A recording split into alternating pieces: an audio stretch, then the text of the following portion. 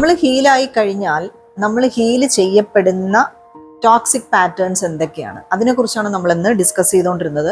അപ്പൊ രണ്ട് കാര്യങ്ങൾ നമ്മൾ പറഞ്ഞു, അതായത് അബാൻഡൻമെന്റ് ഇഷ്യൂ പറഞ്ഞു, പിന്നെ നമ്മൾ പറഞ്ഞു ഇമോഷണൽ അൺഅവൈലബിലിറ്റി നമ്മൾ സംസാരിച്ചു. അപ്പൊ ഇനി നമുക്ക് അടുത്തതായിട്ട് നമ്മുടെ ഒരു ടോക്സിക് ആയിട്ടുള്ള ഒരു ബിഹേവിയർ നമ്മൾ കാണിക്കുന്നത് ഫിയർ ഓഫ് ഇന്റിമസിയാണ്. അത് ഭയങ്കര ഇൻട്രസ്റ്റിംഗ് ആയിട്ട് എനിക്ക് പലപ്പോഴും തോന്നാറുണ്ട്. കാരണം ഫിയർ ഓഫ് ഇന്റിമസിയുടെ വീഡിയോ കിടപ്പുണ്ട്, എൻ്റെ ഏതൊക്കെയോ വീഡിയോസ് അതിനകത്ത് കിടപ്പുണ്ട്. അതായത് മിക്കപ്പോഴും ഇത് പുരുഷന്മാരിലാണ് ഞാൻ കൂടുതൽ കണ്ടിട്ടുള്ളത്, സ്ത്രീകളിൽ ഇല്ല എന്നല്ല ഞാൻ പറയണത്. സ്ത്രീകളിലും ഉണ്ട്, ഒരു 20-30% സ്ത്രീകളാണ് അങ്ങനെ ഒരു ഇന്റിമസിക്ക് പേടിക്കുന്ന ആൾക്കാർ. പക്ഷെ പുരുഷന്മാരിൽ കൂടുതലും വീട്ടിലൊക്കെ ആൾക്കാർ പറയാറുള്ളതാണ്. കഴിഞ്ഞ ദിവസം എൻ്റെ ഒരു കേസിന്റെ കാര്യം ഡിസ്കസ് ചെയ്താണ് ഞാൻ അങ്ങനെ ഒരു വീഡിയോ ചെയ്തത്. അതായത് ഒന്ന് കെട്ടിപ്പിടിക്കാൻ ചെല്ലുമ്പോൾ തന്നെ പിടിക്കൽ എന്തിനാ ഒട്ടാൻ വരണേ എന്ന് പറഞ്ഞിട്ട് അച്ഛൻ ഭയങ്കരമായിട്ട് ഇറിറ്റേറ്റഡ് ആവും. ഈ കുട്ടിക്കാണെങ്കിൽ അച്ഛനെ കെട്ടിപ്പിടിക്കുന്നതും അച്ഛനോട് ആ സ്നേഹം കാണിക്കുന്നതും ഒക്കെ ഭയങ്കര ഇഷ്ടമാണ്.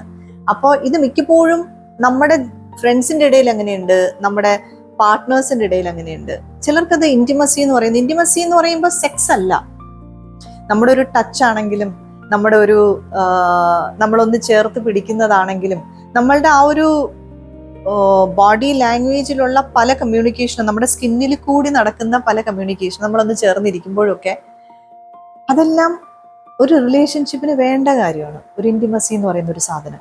പക്ഷെ മിക്കപ്പോഴും ആൾക്കാർക്ക്, ചിലർക്ക് അത് ഭയങ്കര പേടിയാണ്, ഫിയർ ആണ്. അപ്പൊ അതെന്തുകൊണ്ടാണ്? ഒരു റിലേഷൻഷിപ്പ് തുടങ്ങി കുറച്ച് നാൾ കഴിയുമ്പോൾ ഒരു പാർട്ട്ണർ ഒത്തിരി ക്ലോസ് ആയി വരികയാണ്. അങ്ങനെ ക്ലോസ് ആയിട്ട് വരുമ്പോൾ ഈ ഫിയർ ഓഫ് ഇന്റിമസി ഉള്ള ഒരാള് ഭയങ്കരമായിട്ട് ഭയപ്പെടും. കാര്യം എന്തെന്ന് പറഞ്ഞു കഴിഞ്ഞാൽ, അവര് കൂടുതൽ ക്ലോസ് ആയി കഴിഞ്ഞാൽ ഞാൻ രഹസ്യമാക്കി വെച്ചിരുന്ന എൻ്റെ മുറിവുകൾ അവരെനിക്ക് കാണും. ഞാൻ രഹസ്യമാക്കി വെച്ച എൻ്റെ മുറിവുകൾ അവർ കാണും. അതെനിക്ക് പെയിൻഫുൾ ആണ്. ഇതാണ് അവരുടെ സൈക്കോളജി. അതിനാണ് അവർ ആ ഇന്റിമസിയെ ഭയക്കുന്നത്.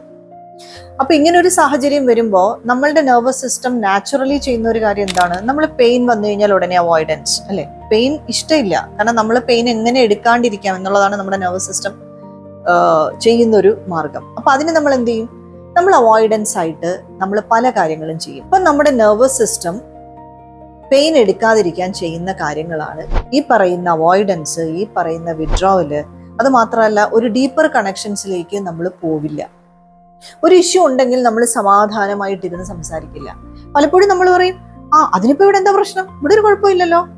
എന്തൊക്കെ വലിയ വലിയ പ്രശ്നങ്ങൾ ഉണ്ടായാൽ പോലും നമ്മൾ അതിനെക്കുറിച്ചൊരു ഡീപ്പർ ടോക്ക്, എന്തുകൊണ്ട് നമ്മളെ ഇടയിൽ ഇങ്ങനെ സംഭവിക്കുന്നു, എന്തുകൊണ്ട് ഈ പാറ്റേൺ റിപ്പീറ്റഡ് ആയിട്ട് വരുന്നു എന്നുള്ള ഒരു കാര്യത്തിനെ കുറിച്ച് നമ്മൾ സംസാരിക്കാനേ മെനക്കെടാറില്ല. ഈ ഇമോഷണലി അൺഅവൈലബിൾ എന്ന് പറയുന്ന ആൾക്കാർ എന്തുകൊണ്ടാണ് ഇമോഷണലി അൺഅവൈലബിൾ ആവുന്നത്? ഓക്കെ, അവർക്ക് സ്നേഹം ഇല്ലാത്തത് കൊണ്ടല്ല. അവരും ഒരു സ്നേഹം ആഗ്രഹിക്കുന്നുണ്ട്, ഇന്റിമസി ആഗ്രഹിക്കുന്നുണ്ട്, കെയറിങ് ആഗ്രഹിക്കുന്നുണ്ട്, പാമ്പറിങ് ആഗ്രഹിക്കുന്നുണ്ട്. അവരിതെല്ലാം ആഗ്രഹിക്കുന്നുണ്ട്. പക്ഷെ ഒരു ഇമോഷൻ ഡീപ്പറായിട്ട് വരുന്നു, അത് ഡിമാൻഡിങ് ആയിട്ട് വരുന്നു എന്നുള്ള ഒരു സാഹചര്യം വരുമ്പോൾ അവർക്ക് പേടിയാവും. അവരുടെ ജീവിതത്തിൽ നിന്ന് അവർ പഠിച്ചത് എന്താണെന്നറിയോ? ഞാൻ ഒരുപാട് ഡീപ്പർ ഇമോഷൻസ് കാണിച്ച സമയത്ത്, ഒരുപക്ഷെ ഞാൻ പൊട്ടിക്കരഞ്ഞ സമയത്തായിരിക്കാം, ഞാൻ ഒറ്റപ്പെട്ടു പോയ സമയത്തായിരിക്കാം, ആ പൊട്ടിക്കരച്ചിലെല്ലാം ഞാൻ മറ്റൊരാളിന്റെ മുമ്പിൽ കാണിച്ചപ്പോൾ അന്നേരം എനിക്ക് അവരുടെ കളിയാക്കൽ കിട്ടിയിട്ടുണ്ടാവാം, അല്ലെങ്കിൽ ആരും കാണാണ്ട് ഇരുന്നിട്ടുണ്ടാവാം, കണ്ടവരെണിച്ച് പോയിട്ടുണ്ടാവാം, ഓക്കെ, വഴക്ക് പറഞ്ഞിട്ടുണ്ടാവാം. എൻ്റെ ഡീപ്പർ ഇമോഷൻസ് കാണിച്ച സമയത്ത് ചിലപ്പോൾ എന്നെ തല്ല് വരെ ചെയ്തിട്ടുണ്ടാവാം. അപ്പൊ ഞാൻ എന്താ പഠിച്ചത്? അത് സേഫ് അല്ല. അപ്പൊ കൂടുതൽ ഫീൽ ചെയ്യാതിരുന്നാൽ കൂടുതൽ ഹേർട്ട് ആവില്ല എന്നുള്ളൊരു തിയറിയിലേക്കാണ് അവര് മെല്ലെ മെല്ലെ, ആ ഒരു പാറ്റേൺ ആണ് അവരുടെ നെർവസ് സിസ്റ്റം ഉണ്ടാക്കി എടുത്തിട്ടുള്ളത്. ഇനി മറ്റൊരു ഇൻട്രസ്റ്റിംഗ് ആയിട്ടുള്ള ഒരു കാര്യം നിങ്ങളുടെ മനസ്സിൽ നിങ്ങൾ വെക്കേണ്ട ഒരു കാര്യം എന്താണെന്നറിയോ? ഫിയർ ഓഫ് ഇന്റിമസിയുടെ ഓപ്പോസിറ്റ് എന്ന് പറയുന്നത് ക്ലോസ്നെസ് അല്ല, അത് ഫീലിംഗ് സേഫ് ആണ് ഇൻ മൈ ബോഡി.